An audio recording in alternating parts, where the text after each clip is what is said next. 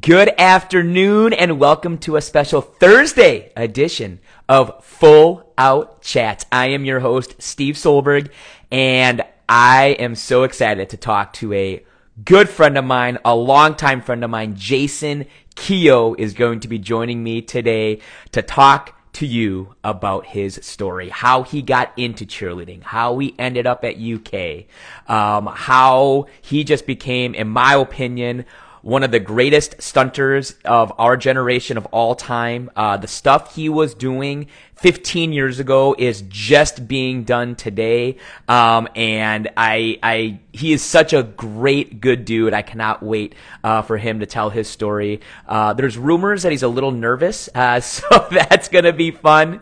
I cannot wait for Jason to tell his story, show you guys his personality, and honestly, his journey, how it's come full circle, how he's now back at the University of Kentucky as an assistant coach. And again, in my opinion, one of the greatest stunters of all time. Just a great technician, though. That's the thing about him that I've always really respected, is not just he's a big, strong dude, but a great technician, really good. Coed and all-girl stunting has helped teams all around the country get better. And so, again, Jason is one of the best people that you could bring in to work with your teams. And we'll talk about that in my chat with him here in a little bit, about how I've trusted him for many years to help out with all my teams. And so I see Jason's finally on, so let's get this show started. And as they say, you can't go full out unless you have a little bit of music. Am I right? So, gonna try something a little new here if I can find it. There it is. And like every coach says, let's do this one more time and let's go full out.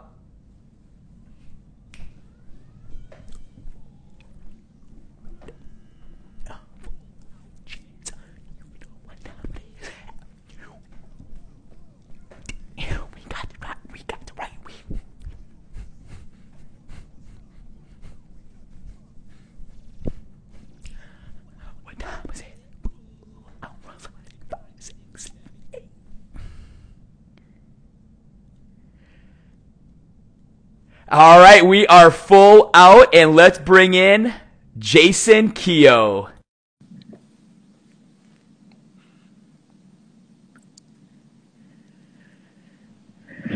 Keogh. Hey, Steve, what's going on? How you doing, bud? Thanks again for joining me today to tell your story. Anytime. Thanks for having me on the show. It should be a great story and a great time. I mean, I'm looking forward to it. I've heard your story. I mean, we've talked, obviously, we've known each other now for 15 years, which is unbelievable. And we've had the discussion about, who's the GOAT, who's the greatest. And there's so many, obviously you could talk about Pat Wedge. You could talk about Jeremy Lumpkin. Currently, Colin Cockrell's unbelievable. In my opinion, I think you're up there, and we'll talk about that in a bit, because the stuff you were doing 15, almost 20 years ago is just now being competed by people again today, which I think is just unbelievable. But before we get there, I mean, that's the thing, is like, what is the story? I've heard the story, so I'm excited for other people to hear about it. But, first of all, as I ask everybody, kind of start from the beginning. Where did you grow up? What kind of sports did you play growing up? And then eventually, how did you get into this crazy thing called cheerleading? Yeah. I grew up in Glendale Heights, Illinois, which is a suburb just west of city of Chicago. I went to Glen Bardey's High School, which is in Lombard, Illinois. I kind of got into this. It goes way back. Actually, my father was a gymnast at LSU in the early 70s. And he was a scholarship gymnast there. Okay, so as I was telling you, I learned stuff from – I didn't know that. I didn't know your dad was a gymnast and, was a collegiate gymnast. I didn't know that. Holy cow. Okay, very cool. Yeah. So of course, obviously, as we grew up and were young age, he started trying to teach us how to do, back handsprings and things like that in the yard or in the basement or wherever that happened.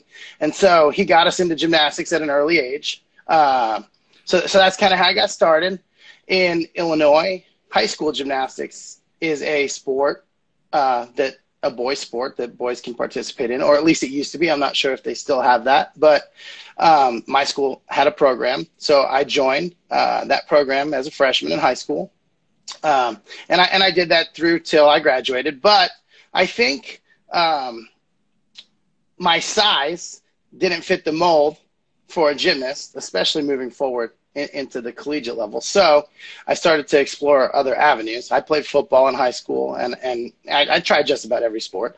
But junior year, some of the girls on the cheer team decided that they would come and talk to some of us who were on the gymnastics team about potentially joining and helping them with their competitive cheer routine and adding a different dynamic with tumbling and obviously having boys. They'd never had boys before. So I think there was 4 of us that said, okay, we'll come check it out. Of course, one of those girls that asked us to join was extremely cute. So I was like, yeah, let's do this. So we went to the first practice, and just like everybody else's story, it was not very long before I was hooked. Pretty much, obviously, we did the tumbling the same way that we did in gymnastics, so that came kind of easy. And then when they started teaching us how to stunt, I believe my first stunt was a toss chair, and I was like, okay, this is cool, and it was kind of easy that at the time, and say, all right, well, what's next? And then we did toss hands, and it was almost immediately I was addicted to it, just like I was with gymnastics. And so I participated in our high school on our high school cheer team for my junior year and my senior year. How was the reaction to your parents about you joining cheerleading in high school? So it was about a month that they didn't know. I just kept staying after school.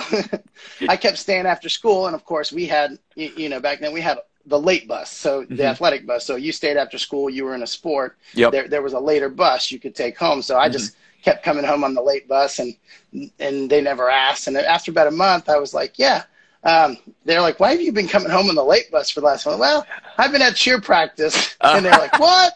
And at first they were kind of shocked, but they were supportive. And then obviously once they saw what it was and how it incorporated the gymnastics and then some other skills, they were, supportive of it. Yeah. And then moving forward, I think what further got me hooked and kind of got me into the idea of, hey, I want to do college cheerleading. So our school went to a cheer camp called Super Camp.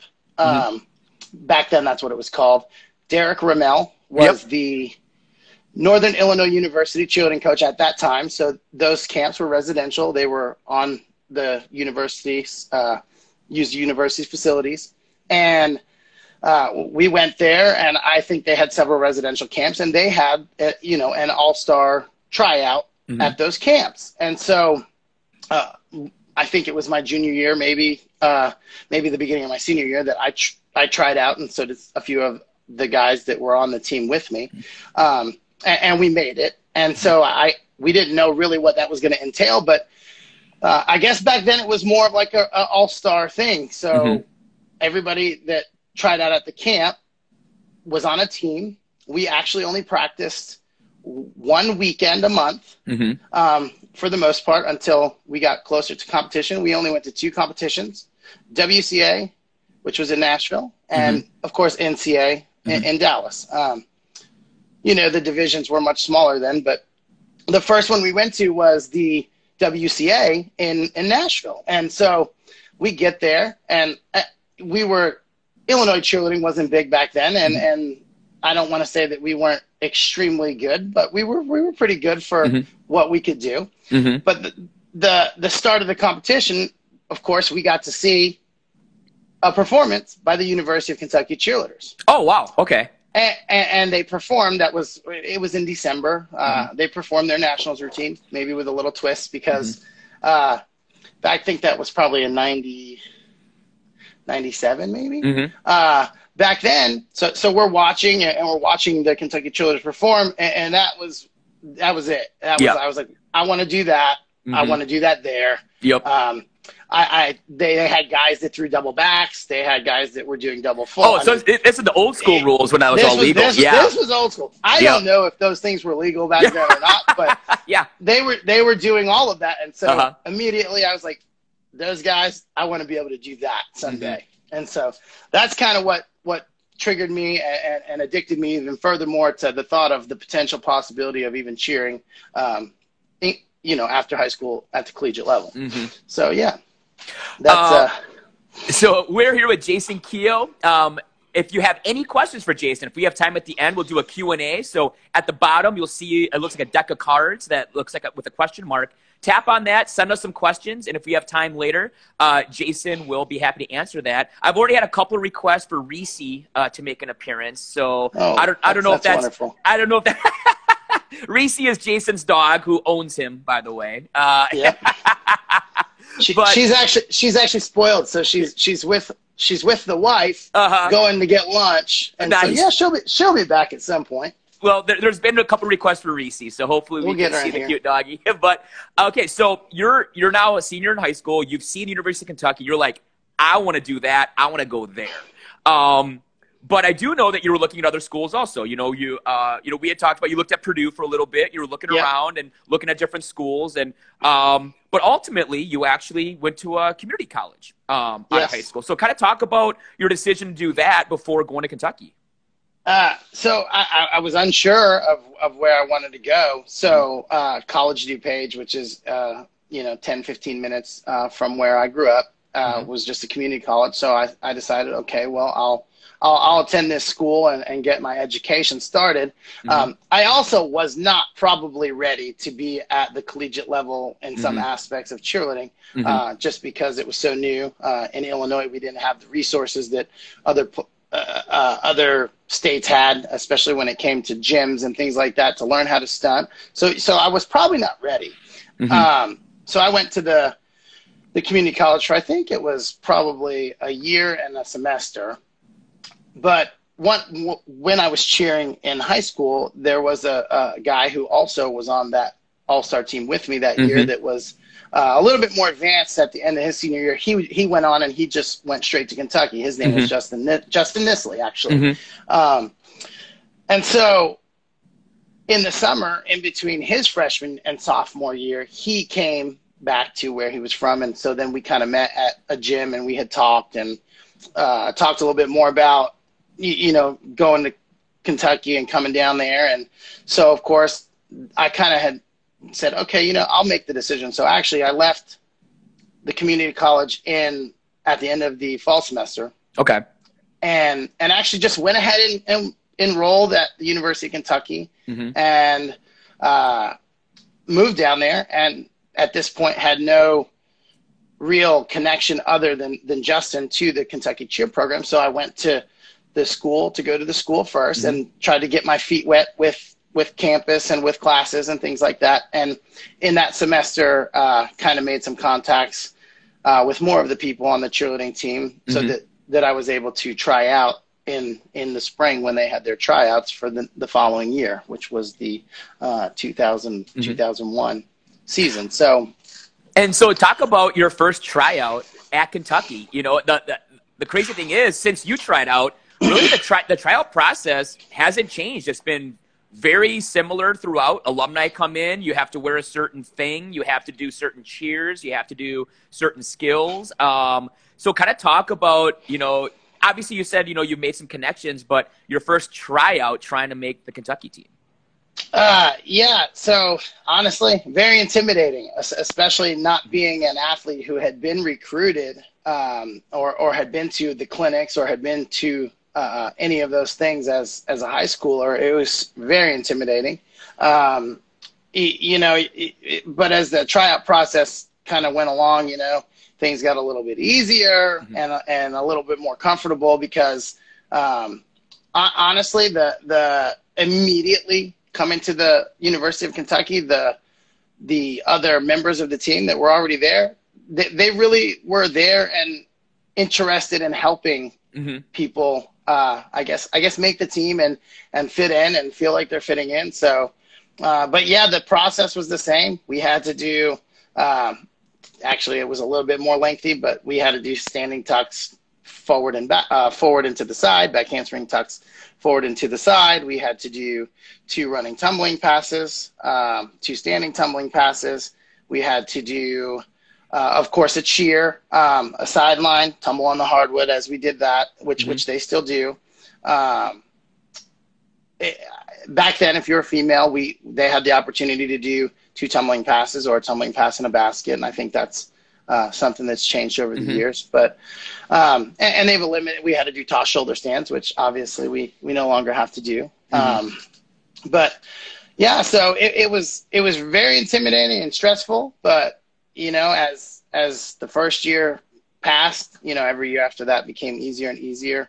As a freshman coming in, or I should say first year, you're looking at everybody else and they're at this level way up here, and you feel like you're way down here.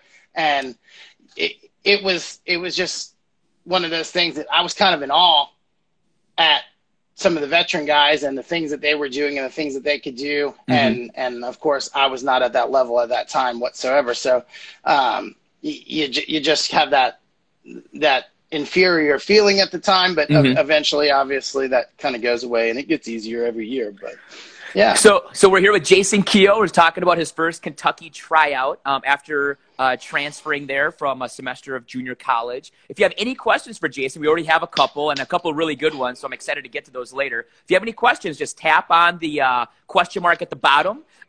Type in a question. If we can get to it at the later of the show, we will definitely do that. Jason will be happy to answer that. Already had a couple questions about that epic 2004 partner stunt battle with Garen. We'll show that video because I know you're not happy with it because you're like, man, I pressed that one stunt, whatever. Yeah. The stuff you were doing in 2004, people are just starting to do today, Keogh. So, I mean, that's crazy. We'll talk about that later.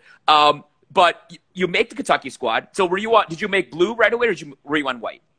No, just made the white squad that year. Okay. And of course was on that squad through the majority of the summer and even camp. And then right before the first football game, there was some personnel changes on the team, and I ended up getting moved up there to the blue squad. Okay. And so yeah, so that started, and then I was a little late getting on there, but yeah, we went through that year, and I stayed on the blue squad for the remainder of the year. And did you make Matt that first year? Were you able to make Matt? Oh Lord. Yes, I did actually. But that was one of those years that I didn't get to do very much in the routine because again, I was still pretty new and still pretty inexperienced, and of course. We had several guys that year that were veteran that were amazing and could do anything and everything with ease. So, yeah, I did get to compete, and it was a good year. It was a fun year, but and so I cheered early 2000s, 01 to 05, and that was your era. And I used to remember always being in awe of Kentucky, but what people don't realize, you can't really tell in the videos, like you had some big dudes that could tumble. Like that was so impressive that these big dudes like you and like a Jeremy Lumpkin and a Mitch Budlong. I mean, you guys were huge dudes throwing the elite and also tumbling. At the time, doubles were legal. So, I mean, double fulls on the dead floor. I mean, crazy stuff. I mean, talk about kind of your progression. Like, I mean, because clearly, you clearly got better in a very short amount of time going from, not even cheering really your freshman year at Kentucky because you're at a junior college to winning NCAA partner stunt, going to make Team USA and things like that. Kind of talk about like that progression and how you got so good so quickly. Yeah. So, when I stepped into the gym and I saw all the other guys, and some of them were cheerleaders that weren't on the team, but Tim Pasalakwa and Doug Stidham and Justin Rubin and Justin Isley. And you see all these guys. More legends. They're so good. Yeah. And so I just knew I had to get in the gym. And so I spent hours and hours and hours in the gym. And actually, my freshman year in 2001 season, I was able to have an opportunity to work at Kentucky Elite. Brian Elza and Craig Monty owned the gym at the time, and they were looking for some Kentucky cheerleaders to work there, teach some classes, and do some private lessons. And so I was given that opportunity. And honestly, part of what helped me progress stunting was I did private lessons from 4 o'clock to 9 o'clock with whoever they wanted me to do private lessons with. And most of those were stunting private lessons. At the times that I was in the gym and not doing private lessons, I was in the gym stunting with other team members.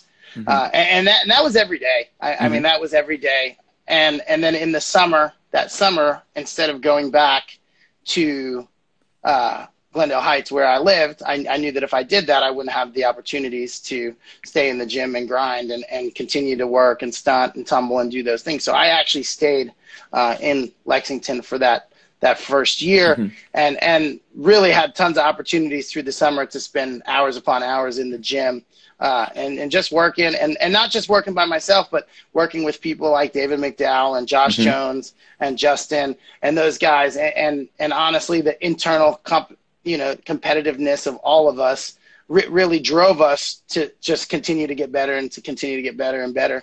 And to the point where we were, like you said, we were able to start kind of innovating stunts back then. And I don't think that would have been possible to progress that quickly without having those guys also in the gym to push me and for me to push them and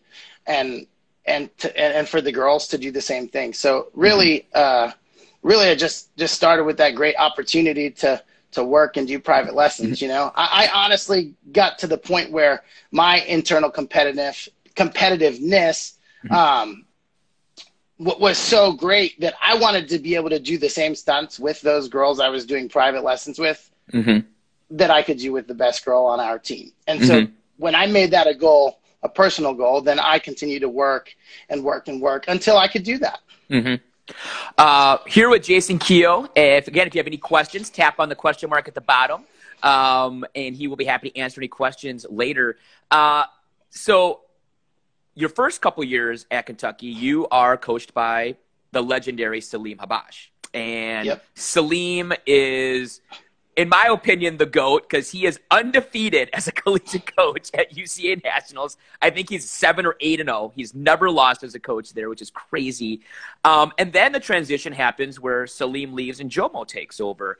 Kind of talk about being coached by two people, two alums that were Kentucky alums, two guys obviously very successful, and kind of talk about the transition of coming in with Salim and then towards the end of your career having Jomo.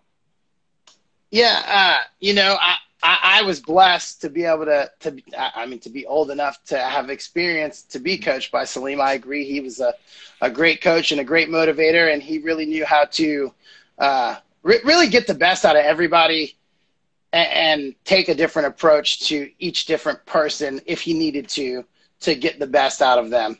He was awesome at that. And of course, the first 2 years we won. And Jomo was the white squad coach. So we all loved Jomo, respected Jomo. We listened to Jomo and we kind of knew that when Salim got to the end of the road as coach, cause he was starting to pursue, other opportunities and job opportunities. So we kind of knew it was coming to an end. And Jomo was the white squad coach. So of course we were all hoping that Jomo was, going to be the one to step in and fill his shoes and continue on as the coach. And so, when, Salim finally did, decide to leave and pursue his future, Jomo stepped in. And again, Jomo is amazing. Actually, he's a great friend. He's a legend as well. And, the transition was smooth. We knew that was the direction the program wanted to go, and we all were on board with that, and we all backed that. And then of course, just in 2003, we didn't win, but I don't think that had anything to do with the the change. It was just one of those years. We had a couple hiccups in the routine. Actually, the routine was really, really hard. It was pretty legendary. You guys I see this opened up. picture. Yes, you opened up. Okay, so 2003 was my first year at Wisconsin competing. And I somehow made Matt as a sophomore. And I just remember being so excited to watch Kentucky because, back then there's no YouTube. There's none of that stuff. So all you can do is watch the old VHS tapes and stuff and whatever. And I just remember being so excited. And you guys opened up with these double stretches.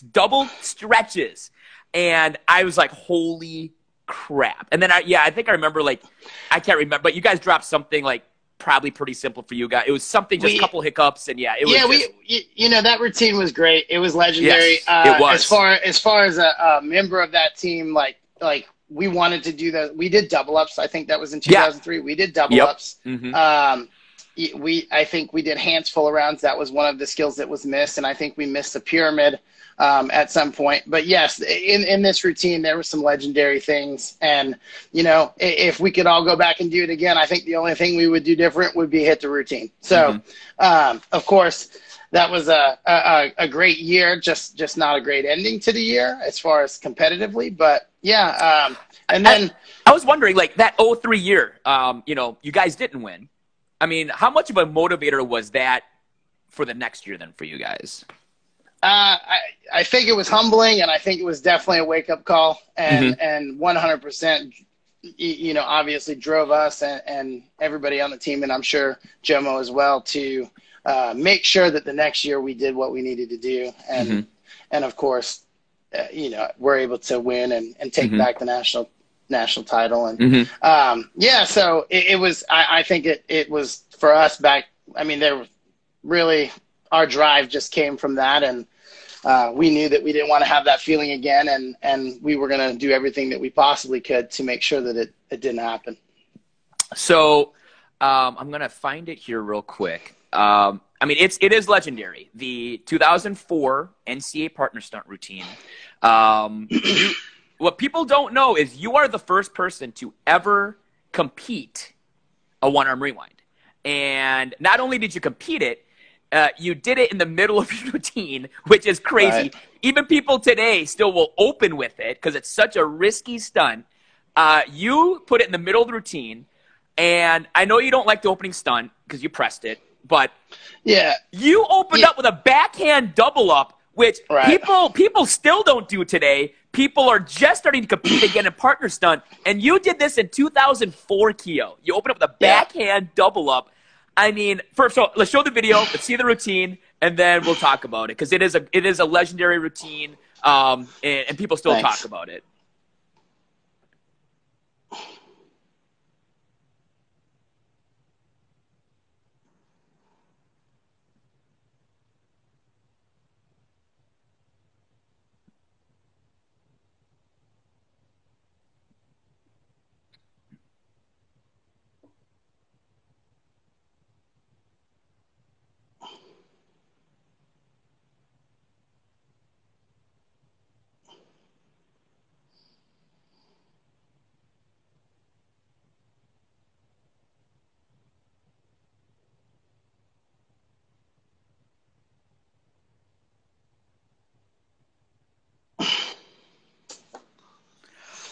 Keogh, I mean, okay, first of all, reaction to just watching it now. I mean, 16 years later, you are competing stuff that guys still aren't doing today, or they're just, like, backhand double-ups hadn't been seen really until the last few years again. I mean, you did it back in people. I mean, this is what I love about the show. Is like, I'm just trying to bring back the history. You did that in 2004, my friend. So, I mean, talk about the preparation of putting together, I mean, a legendary routine. Like, people had never seen a backhand double up. People had never seen a one-arm rewind. I mean, like, you were doing stuff that had never been done before. So kind of talk about putting that routine together and coming up with those skills. Yeah, so that year, that was Sarah McDaniel. She's the one that I did the partner stunt routine with that year. We were going to try to do UCA and Ncaa. So we put this tape together for UCA and submitted it, and I think we placed first. But whatever happened, we practiced. We weren't able to do it. When we got back, I think that the tape was due for NCAA fairly soon after. So we submitted the same tape. Okay. And I think we placed fourth. So that, of course, that we were like, why? The tape was clean. The tape was great, blah, blah, blah. So, we started, kind of hearing the buzz around about how NCAA partner stunt was and was scored back then. And the word on the street was back then, throw the hardest stunts you can, the newest stunts that you can do. The most difficulty, it wasn't as heavily weighted on execution as it is nowadays. And so when we finally kind of heard all that, we were also told we had to do, some rewinds, and we did not do that in our UCA tape because back then at UCA, rewinds were not yet. They're not legal. And then at NCAA they were. So we had no rewinds. We didn't have any of that stuff in the tape. And so after we caught wind of how, that was traditionally scored, we at that point started just putting together the hardest skills that we could potentially do at that point, that we could hit. And going back, looking at it, a lot of learning those skills were just trial and error between my partner and I. We didn't have other people to help us or other people who had done those that could give us tips and pointers. We didn't have a lot of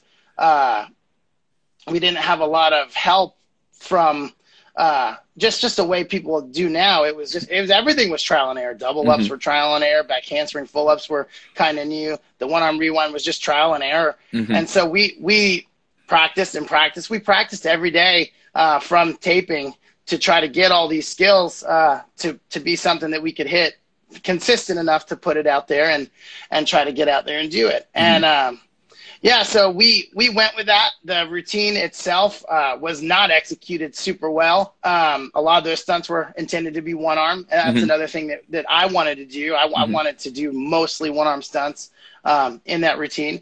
And they didn't end up that way, but nonetheless, in 2004, a double up, whether you catch it with one arm or two arms, was still pretty difficult, and all of that stuff. It's still difficult.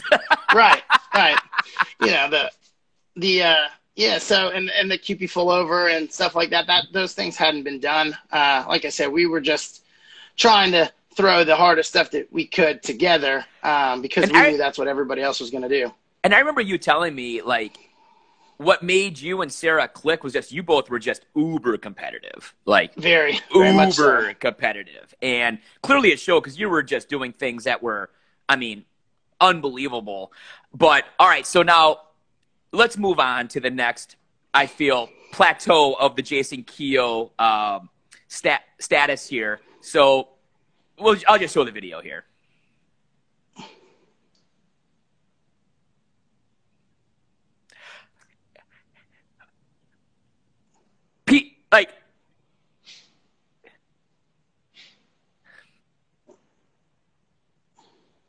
The first person that I know of, and until really recently, in my opinion, to successfully hit a double rewind QP to the top, minimal pressage. I know Chris Etheridge has a video of a really good one recently. But again, this is 15 years later, Keogh. 15 years, I think that was like 06 maybe you did that? Like 06, somewhere, like 14 years. It was a long time ago. Yeah, 14 years ago. And then not only then did you like get it on video and you're able to do it in the gym. Now he's just showing off. He's at Stunt Fest at Daytona, outdoors. Come on, Keogh, come on. That's two different girls too than the first video. So that was actually fun.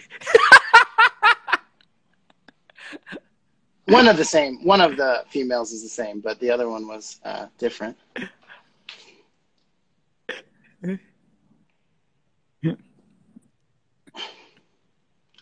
I think that's Reese White standing there behind you too, by the way. I think that is Reese spotting you. And I couldn't find the video. It was out there. I couldn't find it. Then what people, like, you were flown to Japan. Right. And you did it on Japanese television with only one spotter. I think it was just Mitch Budlong was with just you. Mitch. Yeah. So you had one spotter only in Japan doing it on a television show, and you stroke it. First of all, kudos to you. So many people have tried to do the double one arm rewind, and they've hit it. They've kind of, like, like I said, my opinion, I mean, this is 14 years. Like, what even came into your mind to even try to do that stunt? Because it's infamous now. I mean, it's so famous now. But again, I don't think people realize that you were the first one to do it. Yeah, I actually think we were sitting at tryouts in whatever year that idea came to mind. We're sitting at tryouts. I believe I was sitting next to Brooke Davis at the time, Brooke Cooper now. And I think she looked at me and she's like, Keogh, you can do it with your left hand and you can do it with your right hand. Did you ever try to think that you could do it with two people? And I was like, no. So, of course, after the tryout, went down onto the floor and decided I was going to try it a couple times. And, of course, did not have success, but had enough success to know that it was something that was doable. And then, of course, every opportunity after I knew it was doable, every opportunity after that I had two girls that were similar in size, similar in timing, and could both do one-arm rewinds. We were in the gym trying it until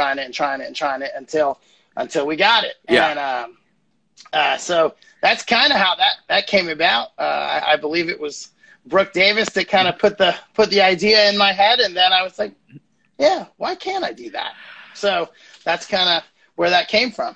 And then one more old school video here, because as much as a double rewind is impressive, I personally think this is more impressive, which is the double stretch TikTok, which I think is just crazy.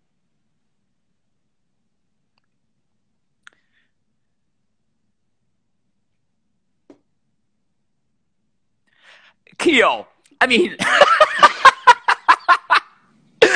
my shoulders want to blow out of their sockets just watching that. I mean, to me, that's more impressive. I think that is, because first of all, your top girls are phenomenal to be able to replace their feet like that and to the timing and everything. So how did that idea come about that, you know what, I think I'm going to TikTok two stretches?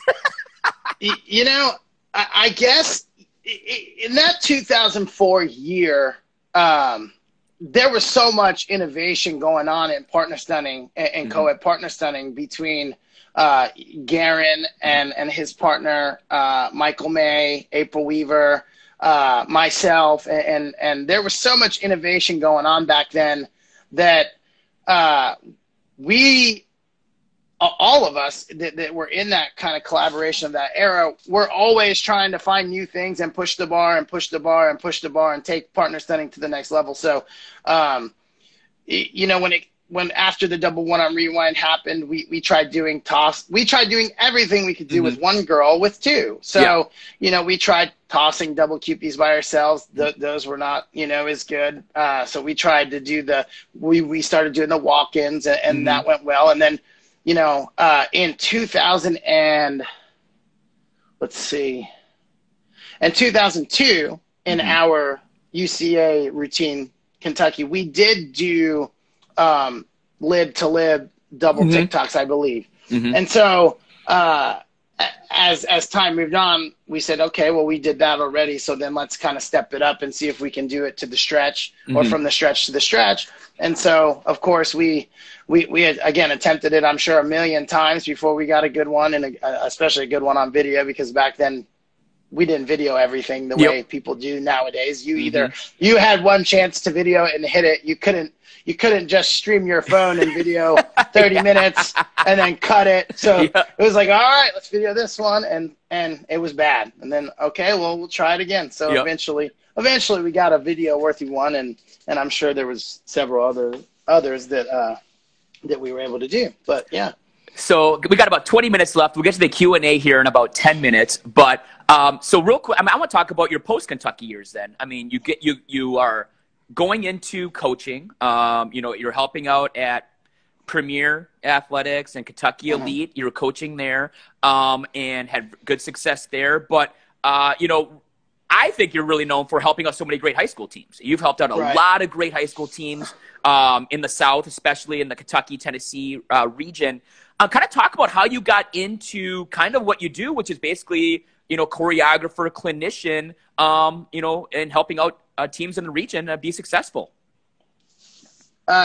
So Obviously, I worked at Kentucky Elite for years. After Premier bought it, I continued to work there, moved to Northern Kentucky, and just continued to coach and ended up eventually signing up doing V-Rock again. Craig Monty at that point was one of the directors and hired me on to be a choreographer. So that's kind of how it started. I've had the opportunity to work with several amazing high school programs. Madison Central probably was one of the first, along with Southwestern High School, and just really started kind of with them as a tumbling and skills coach, and through the years progressed, and I learned a lot from those programs, and they've learned a lot from me, and then obviously experience and continuing to learn and be open-minded to learning. I feel like I've been able to really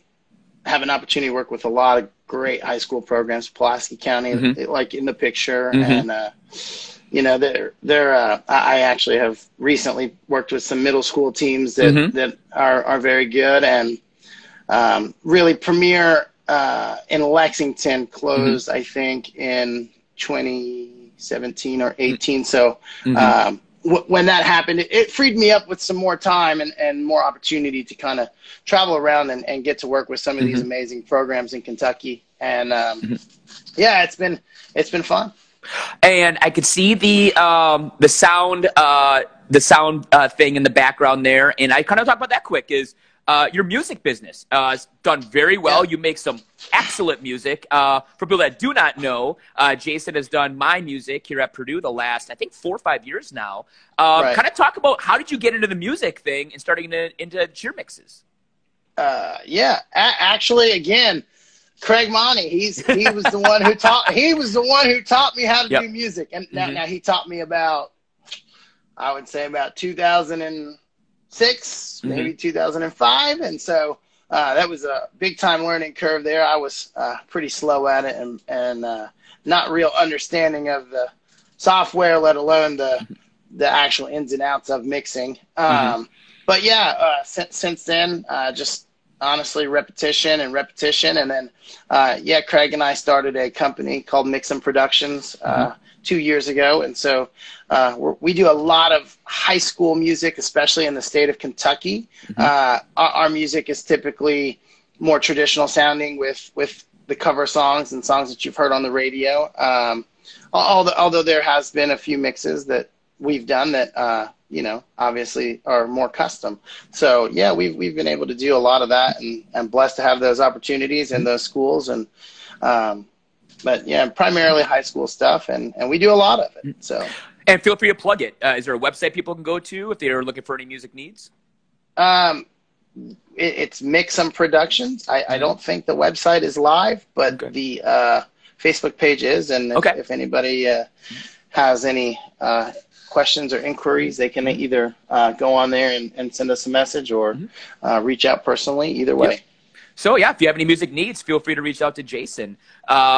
So then, like they say, life always comes around full circle. And, this year, you've been brought in as an assistant coach at your alma mater at the University of Kentucky. So talk about, the opportunity to help out your alma mater. Obviously another transition year. So, I mean, you've now been able to be involved with a program you obviously love and care about, and through some transitions. There's nobody that's been able to can talk about really that transition besides you. So kind of talk about the opportunity to go back to your alma mater and help out at the University of Kentucky. Yeah, super excited actually to have this opportunity, and really I've lived in Lexington since I was in school. So I've been around the program a lot. I've seen it progress over the years. And yeah, when Coach Ryan got the job, of course I knew her and wanted to reach out to her, and I'm thrilled that she actually entertained the thought of giving me the opportunity to come back and help this program. And every transition year or every change seems to have its own adversities and challenges. But again, I went through it as an athlete, And so I kind of know the way that goes, and kind of know the thoughts going on, and really just am excited to be able to be a part of, bringing Coach Ryan in and this whole new era of Kentucky cheerleading. Mm-hmm. Which is a great segue into our Q&A session. Are you ready, Jason, to answer a couple questions that people sent in? Yeah. Let's do it. First of all, I saw a question from Scott Birch, a good friend of mine. Loves the show. He tunes in. And who were you pointing to at Ncaa before the one-arm rewind? Golly, I think I was actually pointing at there were some former Kentucky cheerleaders, and they were kind of all in one section. And I want to say that as I looked over there was Andre Carter and Kenny Wisniewski. And there was 3 or 4 people, so I was kind of pointing at the Kentucky cheering section, and then did the stunt. Yeah, awesome. Actually, just a shout out from Coach Ryan. Couldn't do it without you. You were an obvious choice, so that's awesome. I agree with her. I think that having a connection to the program was a great thing that you could bring. So actually, another great question what was your favorite routine that you got to compete as a UK cheerleader? What year, and what was it about that routine? Oh, man. I don't know that I have a favorite. That 2001 year probably would have been the favorite had the outcome been different. Like I said, there were some really groundbreaking things in that routine. Oh, you mean 03? Do you mean 03? Oh, 03, yeah. Yep. Baskets included. We did some pretty phenomenal baskets that year. Was that the year? Did you guys do full kick fulls that year? Was that year? I believe so. Yeah. And I think we did some kick double full baskets. Yeah. I think you're right. Yeah. And so that was probably my favorite routine, but not the outcome. Probably 2004 was probably my favorite. It was probably the most fun. We were the most driven. I think the team gelled together the best that year. Obviously, everybody had the same goal, and everybody kind of had the same. They had the same. They were all internally motivated from the previous year, so things just went a little bit easier. And and again, in that year we did. I think that might have been one of the years that we did several double fulls. And again, baskets back then were a little bit different than what they are now, and so they were pretty awesome and entertaining. A question from Coach Ryan: What are you most looking forward to about coaching at UK? Honestly, just the opportunity to give back and to teach these young student athletes the things that I was taught through the program, and hoping to continue to watch these student athletes innovate as the Kentucky Cheer program grows and continues to build and continues to be successful. Another great question from Scott, because I mean you talked about it a little bit, but I mean 04 partner stunts. I mean, in my opinion, this was where stunting really took off in this era. There's guys like you, Jeremy Lumpkin, Guerin, Michael May, Tim Wegner. And, at the time, UC and Ncaa are separate. I mean, so it's a real battle of, like, who can outdo the other. So just kind of talk about, you're this UCA guy coming in the Ncaa partner stunt, and kind of talk about, going against the big dogs of, guys like Guerin. Honestly, that was a very intimidating year to do partner stunt. All of you who have done partner stunt understand that it's a different kind of pressure and a different kind of nervous that you experience, obviously being just you and the female that's out there on the mat with you. And so, that year, Guerin was phenomenal. Michael May was phenomenal. Their partners were phenomenal. And it was honestly, it was just one of those things that I had heard that at Ncaa, they were looking for the hardest routine that you could throw at that time. and really just tried to do the best that I could to put something out there that was, I guess, considered one of the hardest routines that was done on that day. But yeah, no, Garen's routine was phenomenal. I actually think that he had maybe had a legality. Otherwise, I don't know that the outcome would have been the same. And Michael May was great. There were some other people from some other universities doing some full twisting rewinds and some really, really impressive skills that year. It was definitely a transition, though, because going from UCA in that year, not being able to do rewinds, not being able to do some of the skills that those guys were able to do because they were competing at Ncaa. It was really a challenge for me to kind of catch up and be able to do some of those things. And, you know, I was fortunate enough, like I said, and like you said, to have a super competitive partner and to be super competitive myself. Somebody's challenged you to cats. Would you play some? Do you still play cats? Do you still challenge the youngins? Do you still go after it? I don't do a whole lot anymore, so I don't know. You know, I don't know. That's a tough one. I don't know that if I were to play, I would win. So, you know, I don't know if I would play. Keogh, I have faith in you, man. I just think you take about a couple weeks to get back into it. You pick your partner. I think you could still whip up on the youngins. I think so. Oh, one of my alums, Kelsey. Great question. Are you still interested in helping out Purdue next summer, if we could bring you in? Yeah, absolutely. Awesome. I've always loved working with Purdue University. The kids are amazing and smart and super respectful. So anytime you're willing to bring me in, I would love to come up and see some of your kids. I would love it too. I mean, actually, that leads into my next point here as we wrap up. You know, we got about 8 minutes here. Keogh, I just want to thank you, man. I mean, I've been able to work with Jason for 15 years straight. He's come in every year since I was coaching at Sun Prairie High School all the way through Purdue. Came to nationals with me this year because my assistants just couldn't make it. And so, you know, Jason is a great guy and has helped my program out a ton. So I want to thank you for that. Kind of the last thing, you know, I want to talk about in terms of cheerleading real quick was, you know, even though like you're retired for the most part, you know, 05, your last year, or 04, excuse me, and then, you know, 05, 06. But then you get the opportunity, then this new ICU thing happens in 09.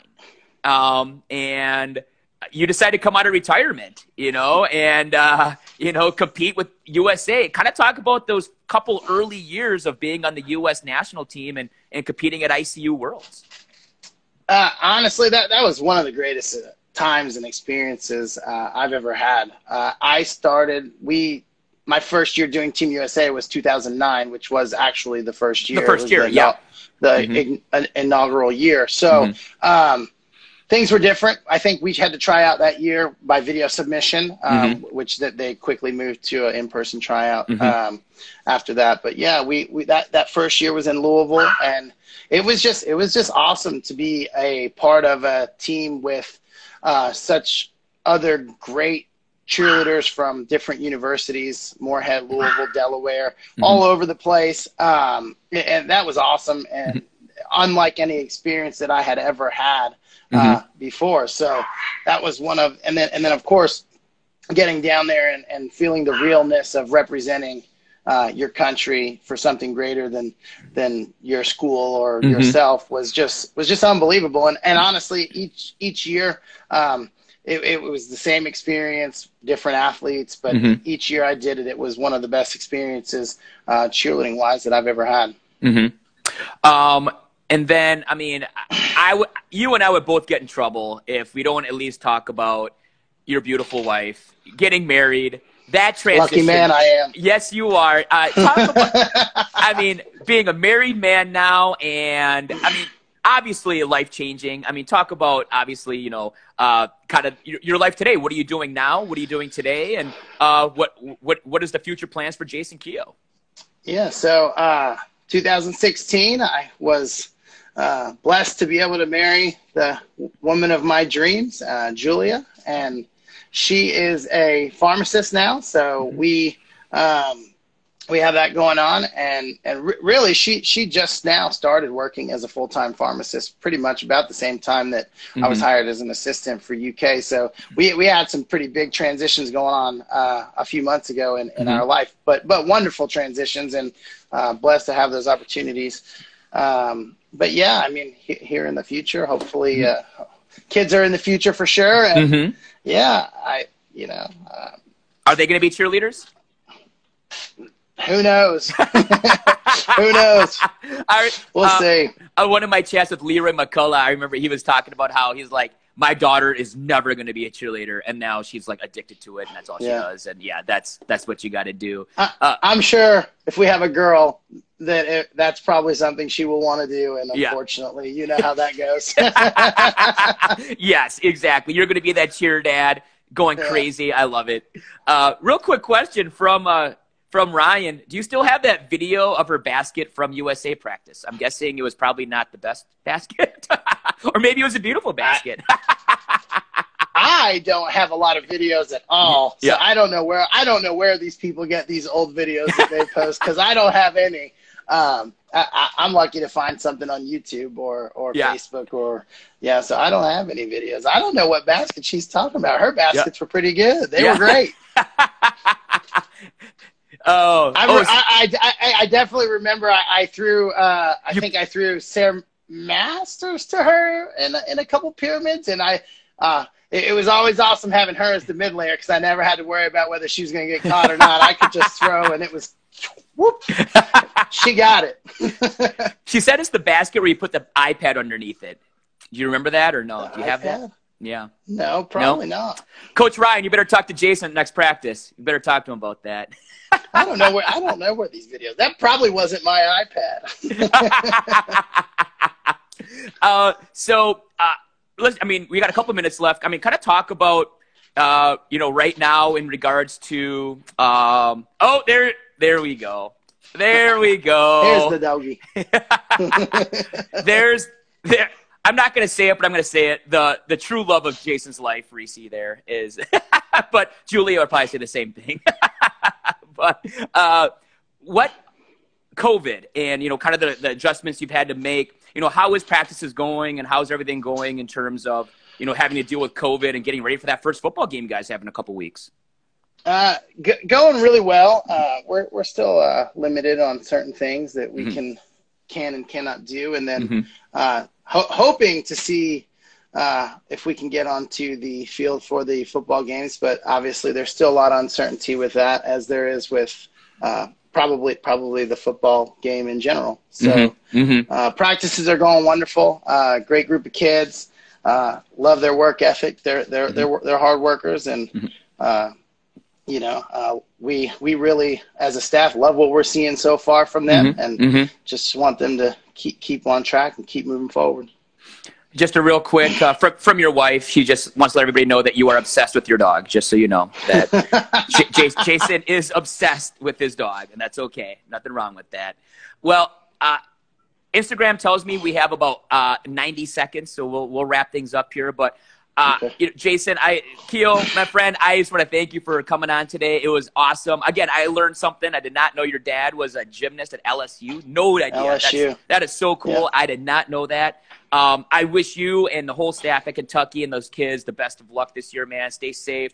Stay healthy. To everybody watching, do not forget, Jason Keogh. All right, I'll post some videos later. We'll keep the legacy alive. Legend, and, good friend of mine. And so, again, if you have any music needs, reach out to Jason. Jason, he's happy to help you with that. Or any other needs, he's happy to help. So, Jason Keogh, my friend, thank you very much. I appreciate you, buddy. Thanks, Steve, for having me on the show. It was fun. Hope to see you soon, man. I would love that, man. Thanks for watching, guys. Stay healthy, everybody. Stay healthy. Stay safe. Have a great day. You too, Steve. Thanks.